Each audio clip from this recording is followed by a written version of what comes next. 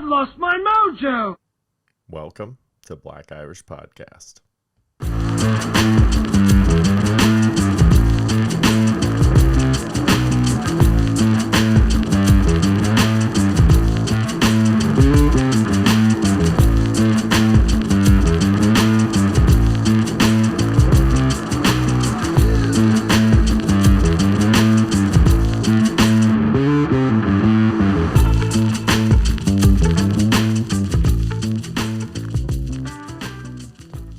Yo, DJ Butt Fungus coming to you in the house.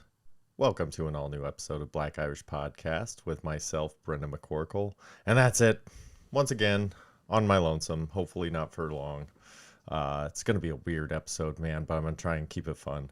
I'm hoping this is one of my last solo episodes, to be quite honest. There's been just so much shit going on.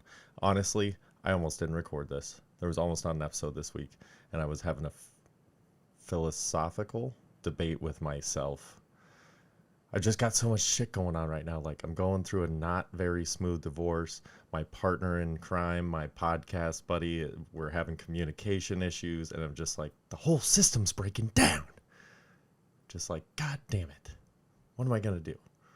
Like, I know it's not good for sponsors and all this stuff to curse in the first 10 minutes. I know the formats, I know the things, but if it's going to be good enough, then it's good enough and it won't matter. You know what I mean? Not necessarily this particular episode, but who knows? It's young. But yeah, I was having a philosophical debate with myself because it's like, okay, all the reasons why we started this podcast, it's like, if none of those reasons are on the table today, because sometimes certain ones get taken off, life happens. But if all of them aren't happening in the same day that we're supposed to record or put an episode out the next day, and it hasn't happened yet, I'm like, well, then it shouldn't be done. I've dropped silly things on this podcast before, and in not so silly things, but things in life, and it's not a big deal. And to not record an episode of the podcast, it's a very big deal to me. And I was having this debate because multiple times on this podcast, I've said, come hell or high water, we're coming every Thursday. And I'm drowning on fire right now, but I'm here. It's literally 10:30 at night on Wednesday. And I just went outside and smoked a couple bowls. And I'm like, okay. You know what you should do. And here's the thing. I don't know that recording is the right thing to do or not, but I know myself, and I can't take the chance that I'll regret not recording. I can't risk it. So here it is in all its glory. That being said, on some good news, Mike and I have kind of fixed our communication issues on the front end. So we're going to talk a little bit more throughout the week, and then I think we're at a turning point with this thing. We're at a turning point with the podcast to where it's going to be approached a lot more seriously in the sense of really trying to do something with it. And seriously try and be sillier. That's the goal of this thing, is to be silly, to lighten the mood for everybody. I don't know if I've ever said this on the podcast before, but, there's kind of one of those revealing episode type things. I do these every now and again. It won't be one of the depressing ones because I've done those too. I'll keep it light. This might even be a short episode. I'm just going to go. And then once it doesn't feel right, then it'll be done. And then we'll meet back next week with the whole team intact. So all that to be said,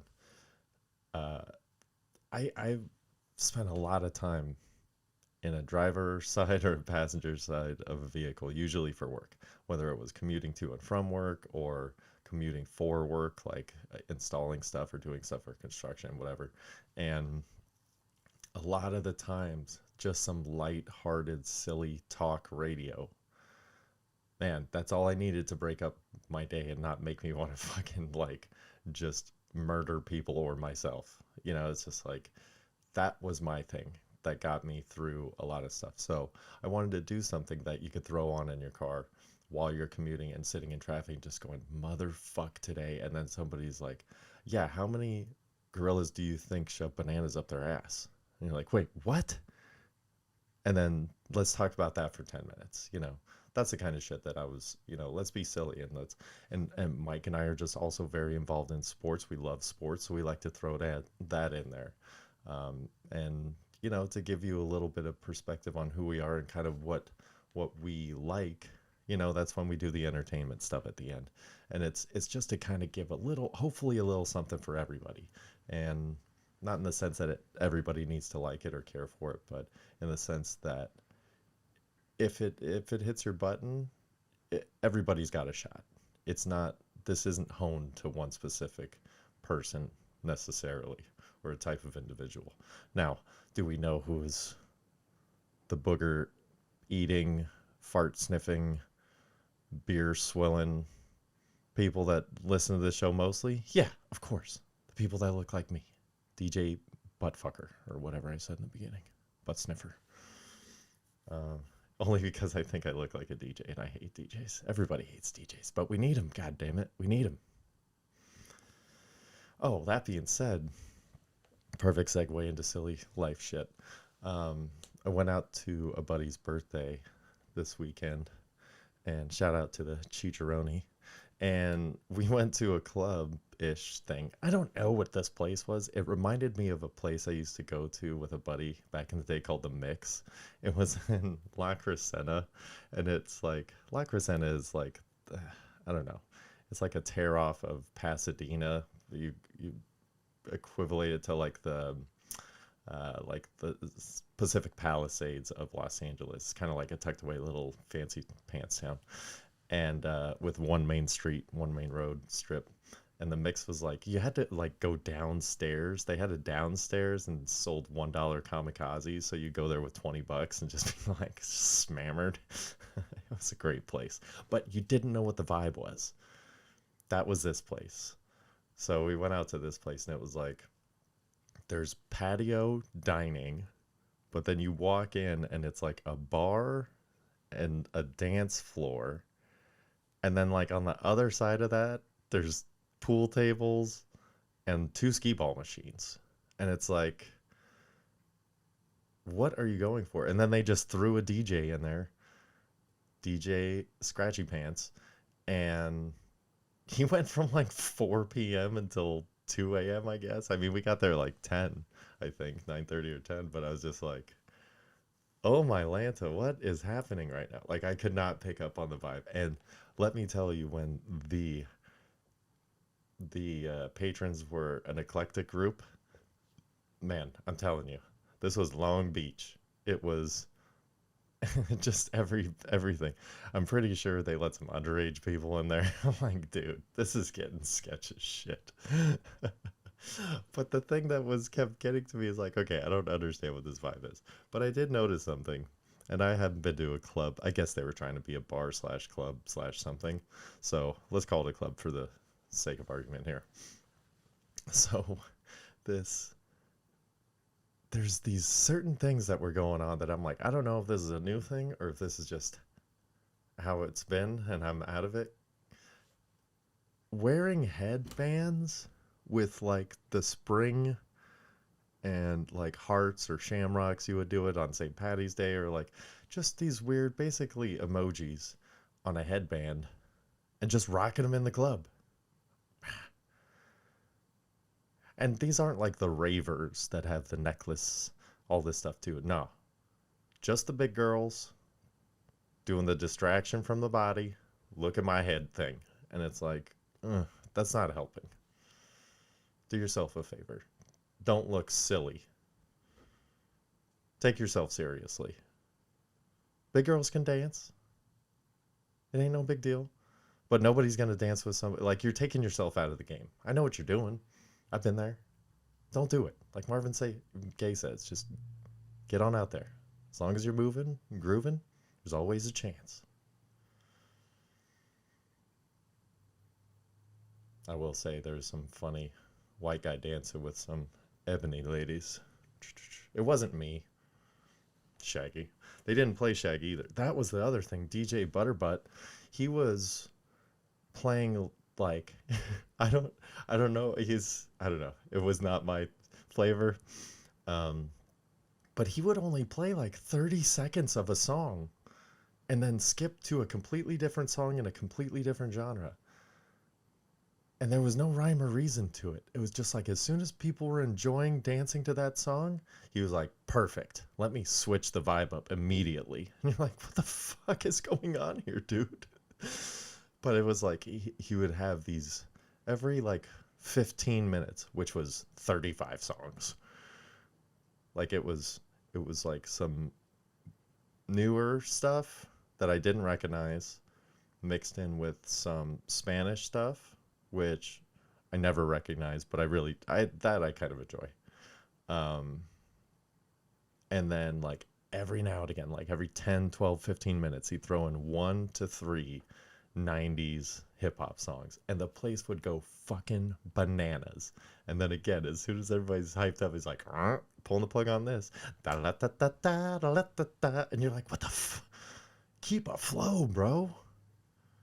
Ugh. This guy was like your sister's hair in the sink. It was clogging shit up. Everybody was getting a vibe, and then it had to stop and re-go. It was weird. And then another thing that I haven't been to in any type of scene like that in a while. But last time I'd been to a club was probably in Vegas years ago. And I don't even like clubs. Never did. Never have. Not any kind. Not even strip clubs. I know. It's stupid and gay. I don't care. That's me, baby. Um, but going to these clubs, like, normally it was just like you'd be dancing next to somebody, and if they gave you a look like, yes, it's okay for you to come in my space, you go in space and dance with them. You just kind of maneuver around, whatever. That was not the case in this place. This place, it was like stomp the yard and shit. It was dudes dancing to impress girls and have them come over and dance with them, but they weren't like upfront about it. They weren't like, "Hey, I'm dancing for you, girl." They were just like dancing to each other in their own way. Like, are they looking? Are they looking? and, and there was in particular this duo that came in, and the one dude started getting after it right away. Right away, he's popping and hitting the floor hard, stomping his shit, and it was good. Fine, good for him. Not the same moves I would use, but a lot of people don't like my moves. I'm cool with it. The thing that was funny was his skeptical friend who was arms crossed at the edge of the dance floor, like, yeah, I'm with him just to make sure he doesn't drink too much. He was that guy. Like, I'm not going to be embarrassed, whatever. And then after about 15 minutes, which is a lot of work, I got to give it up to this dude. A lot of work. After like 15 minutes, a chick comes over and starts like grinding on him and dancing, whatever. Not, but the next song, give it to the DJ 10 seconds later. As soon as the next song comes up, homie's arms start to come unfolded and his foot starts tapping. He's like, oh shit, I gotta start dancing if it's starting to work. It's starting to work. And then he gets out there, and then not one lady danced with him all night. They saw he was skeptical and they were not believing him. They wanted the guy that was all heart, baby. Guy that had his mojo on. Oh shit, that was super funny. So that was my Saturday, and then Sunday, I like I said, I've been kind of doing a lot of weird stuff. My head's been all over the place, and I haven't been doing comedy a lot, which I broke my own rule. My own rule was not ever longer than 2 weeks, but try to never get past 10 days, and I've done that like 3 times in the last 2 months, like pretty much as many times as I could break it in the last 2 months I have. So I'm extremely rusty. Not that I was great in the first place, but I felt like I was learning a lot on the fly, and, you know, being able to hold my own while I was learning instead of like learning, putting it all together, and then like, okay, hopefully this one goes. It was like, okay, I got some stuff in the bank that I know I can kind of bridge off of and or come back to. Like, I got some lead in, some tags that just are it could go to any joke. Like if I get lost in the weeds, I could throw that on something. And I was kind of like firing on a few cylinders. And then the thing about this is like same as working out. It's like if you don't work out for if you're working out like crazy and you're going for like a Mr. Olympia tournament, I don't think that's what they call them, contest, competition, whatever. And then you don't work out for 2 weeks, that next session is going to be rough. And then you go to present and it's like, oh, I see why you used to be confident. So I went and did a show at a buddy's show, um, and it was in support of the LGBTQ LA Center, which, funny enough, is I've worked in that on that place in that building for them, under the construction person that I used to be, but now to be doing a show, and I just did the sign up portion. I wasn't booked on it or anything. I just did the sign up portion of it, but I go hard in the paint, man. Not usually, not all the time, but I'm with some new liberties that I'm gaining. Um, I'm a lot more free to talk about a lot more things without worrying about backlash to other people. So I'm gonna try it. That's, a little bit of something, something for everybody. And I like to go right at the thing. I didn't do that all the way this time, but I put out some feelers that I was like, these are either going to hit or they're going to miss. And it was the latter. They were misses. Um, which, whatever. I mean, some people don't like the word tranny, especially trans people, but it was in reference to a joke that I structured where uh, tranny used to be a type of porn when I grew up. And it was a confusing time for us as well. Something along those lines. There's a lot of bones there. I can turn that into something fun and funny. I just had to bounce it off the wall first, and turns out it needs a lot of work. But I've got a rule where I'll try something 3 times, and if it doesn't work any of the times, then I gotta chuck it. That was something I heard from Stephen Wright, which clicked with me because I've always had a thing about three. Like if you can't do it 3 times, maybe you weren't cut out for this, kid. So that one I tried twice because I tried it at my follow-up joint, my home joint, afterwards, same night on Sunday, and there were only 4 people there, and I went up after a lady that was saying that all men are a certain way, and she was using not very nice slurs. Um, and it was just like, okay. And then coming up to close it out at, the latest hour, Brendan McCorkle, and it's like, all right, well, I'm going to try and bounce this thing off you guys again.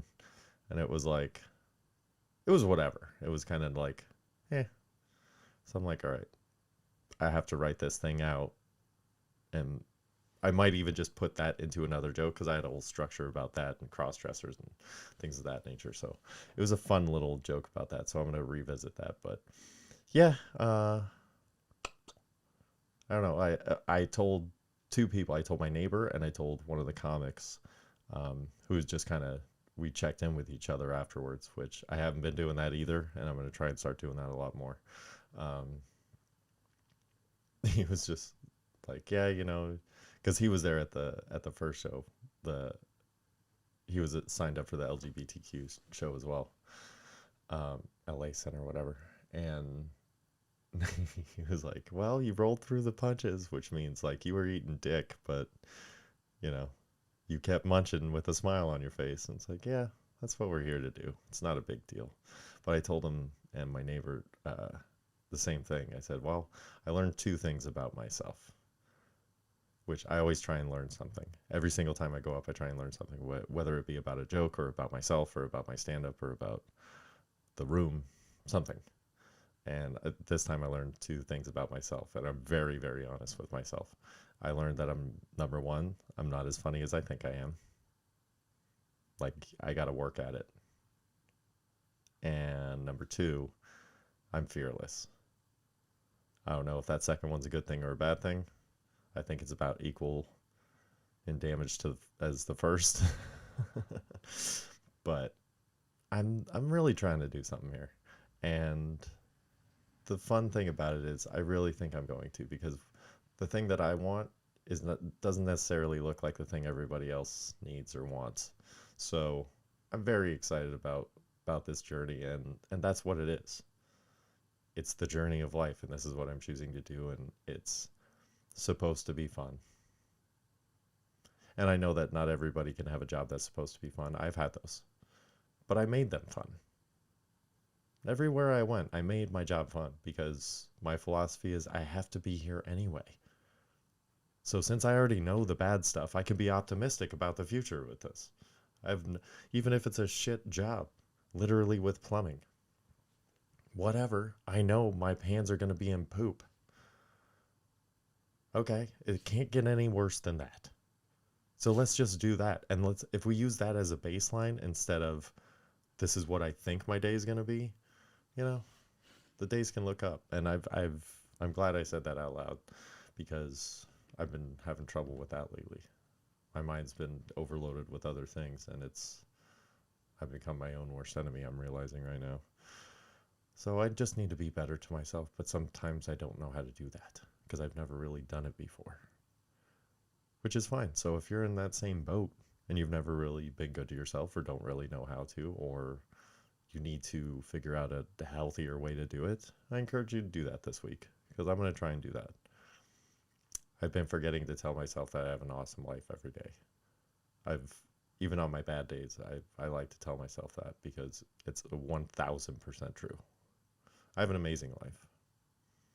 And I've always have had an amazing life. That's why I never killed myself. I thought about it plenty of times. Never did it, obviously. I don't want to be that asshole that tries and doesn't do it. I always heard that suicide was illegal. I'm like, how is it illegal? Aren't you just dead?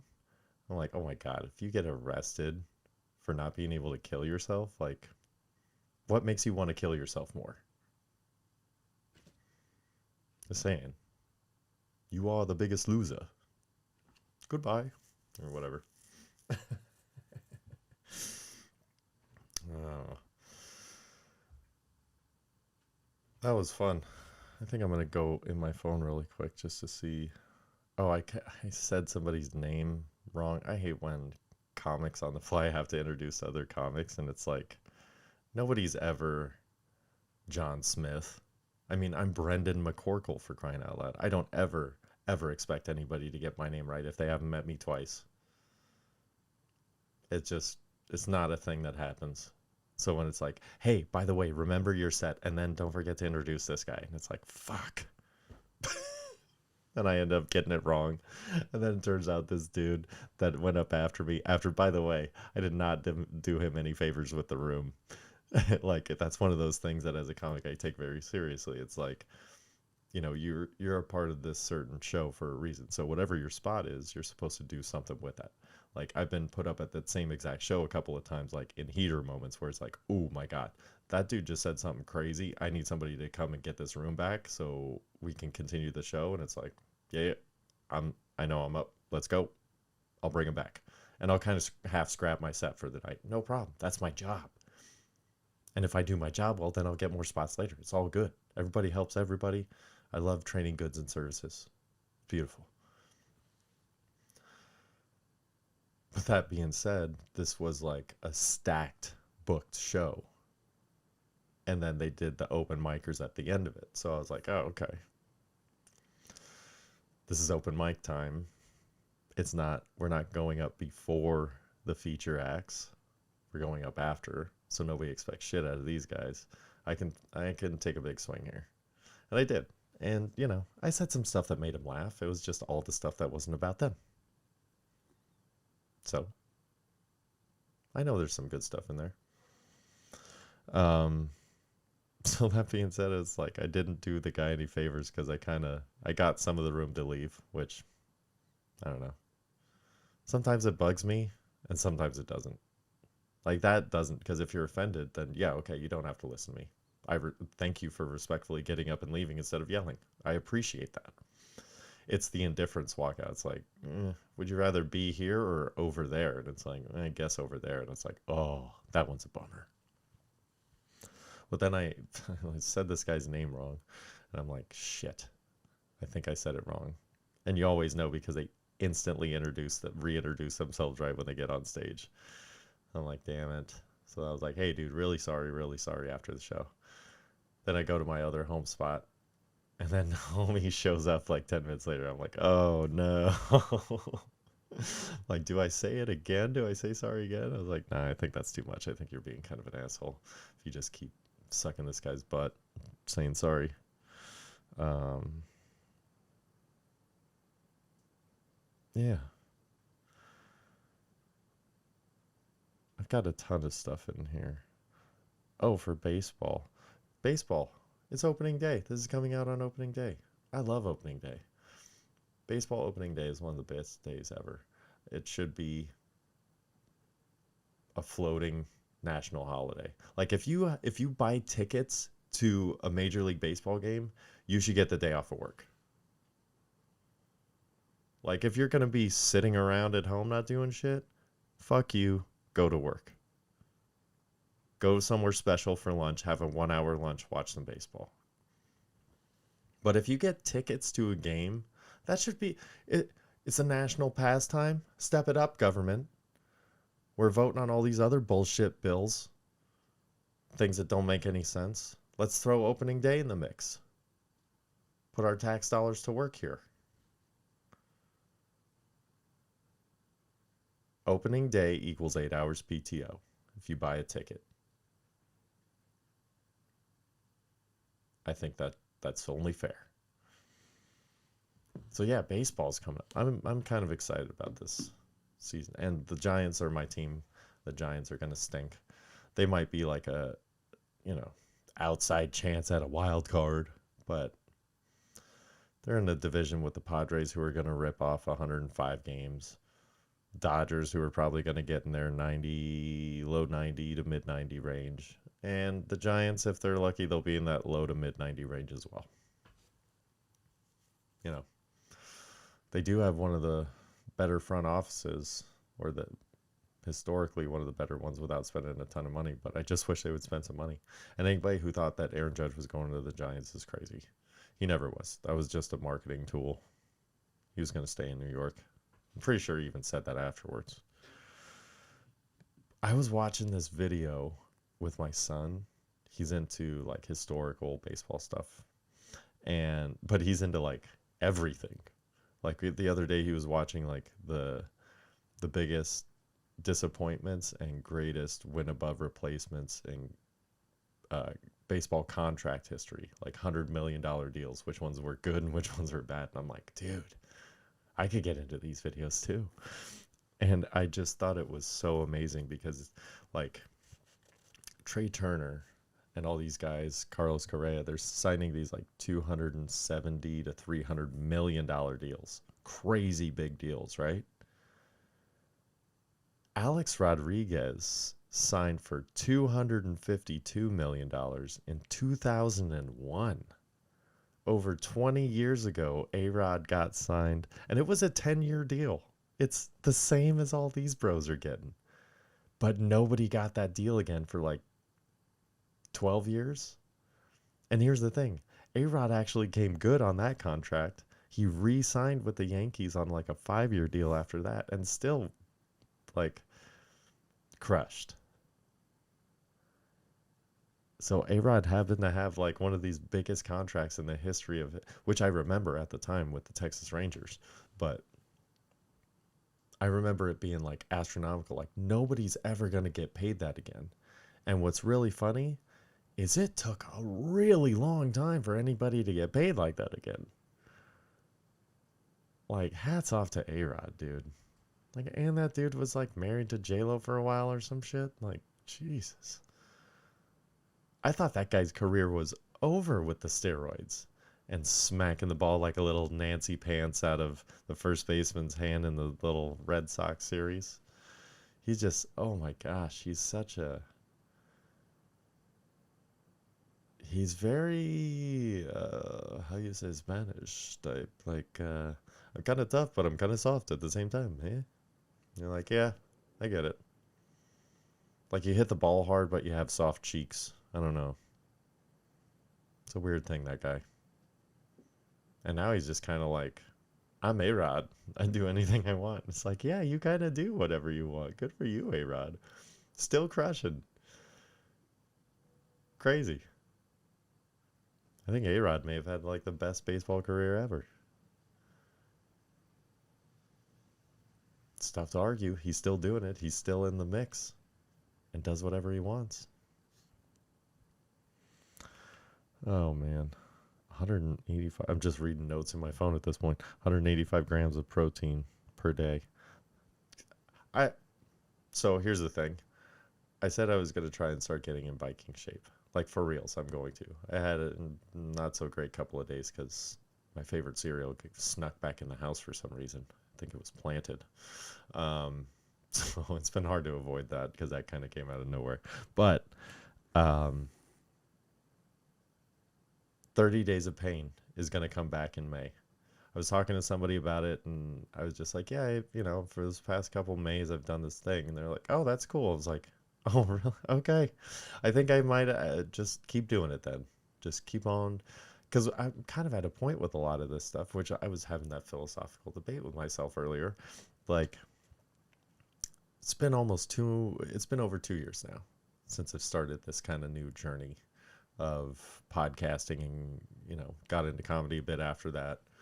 And, or 3 years. Yeah, 3 years. Fuck. I don't know anything. No, two. Yeah, two. It's been two. Um, and so I like started working out and I'm like, fuck, dude.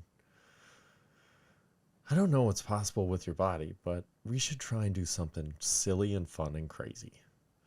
And one of the buddies is doing like some crazy workout competition thing, and it's like, all right, just out of like kind of solidarity from the side, I'm gonna try and hit harder than I normally do and have a goal with it. I still don't do leg days because I don't know how, honestly, and I have any joint on my body is I'm very skeptical about how it could hold up. My knees, in particular, my knees have never been great for me. Um, my shoulders aren't great, but I'm like, I've figured out how to work out and stuff, so I need to figure out the leg stuff.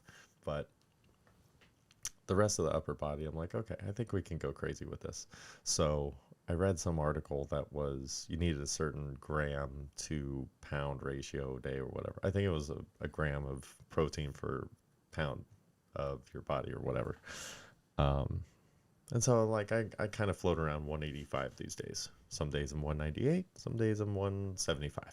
It just depends on the streak I've been on. Um, I don't know if you know this, 185 grams of protein today is a freaking lot, man. It's a lot. So I'm not quite sure that I'm going to go that hard in the paint because I don't know how I even would. But I am going to do whatever I can to get in that kind of shape. I think it'll be fun. Um, but this part is boring. I was just reading a stupid note on my phone. Um,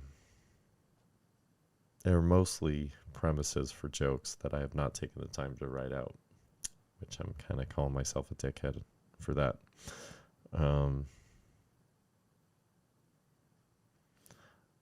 I haven't. See, I had another joke. So I said being bisexual in Los Angeles is like having a booger. You never know when the right time to go get it is. And if you're out and about in LA, everybody's bisexual now. It's fucking ridiculous. So whenever like when do you actually pull the trigger on being bisexual? Like it's almost always at a point where it's almost uncomfortable and then you just got to get it over with. Kind of like picking a booger. I don't know. Something silly. A joke about boobs.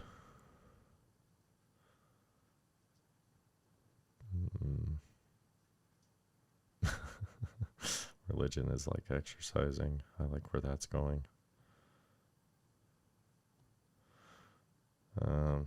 Yeah, just I need to get refocused. But my like everything's changing, so I kind of want to just wait, but the more I wait, the worse off I am, so I need to just figure out a balance. It's always about balance, isn't it? That's what it always comes back to. God damn it.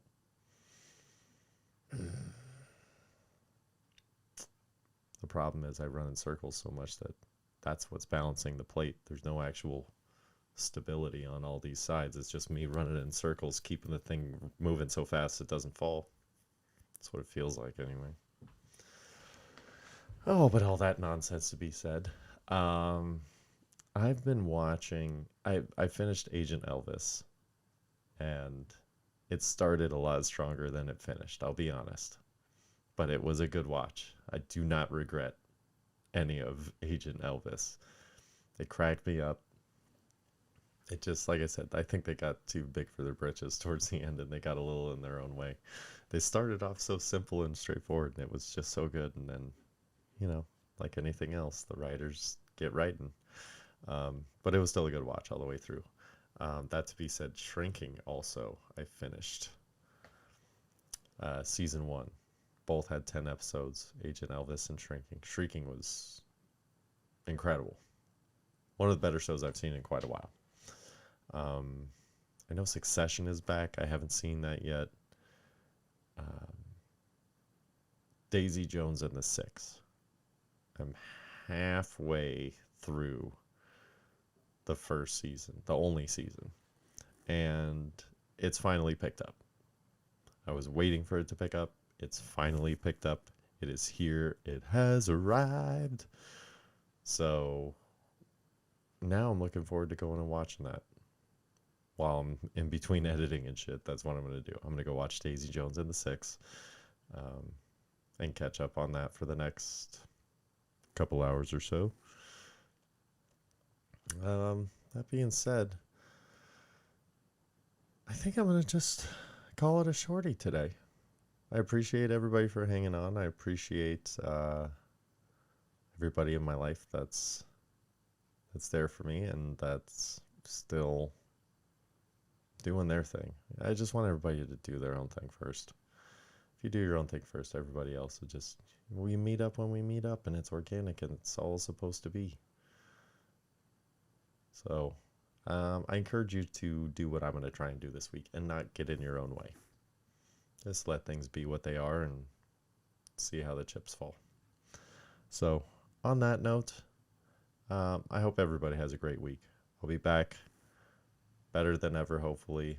We've hit our turning point in this crazy podcast game, and I'm going to come at you with something fun next week. I promise. Thank y'all very much. I love you, and peace out.